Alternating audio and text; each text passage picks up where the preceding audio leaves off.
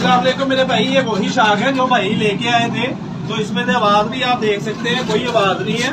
तो भाई को मैंने बैग शाख भी करके दिए हैं, बैग भी देख सकते हैं। इनके जेन्युइन ही शाख जो है ना मैंने रिपेयर करके दिए हैं। तो भाई मेरा ट्राई लेके आया, तो भाई से बात करते हैं, भाई से पूछते हैं भाई को काम कैसा लगा।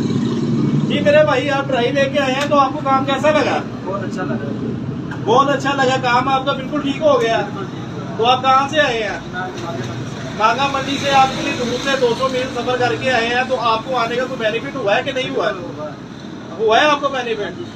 चले सर, बहुत मेहरबानी मेरे भाई, आपको काम भी करके दिया, साथ इसकी जो है ना मैंने 6 माह की गारंटी भी दी है। तो मेरे भाई किसी भाई ने मेरे पास आना हो यार, ये मेरे मोबाइल नंबर लिखे हुए हैं, मेरी बायो में जाए, आपको लोकेशन मिल जाएगी। मिलते हैं मेरे भाई किसी और नेक्स्ट वीडियो में।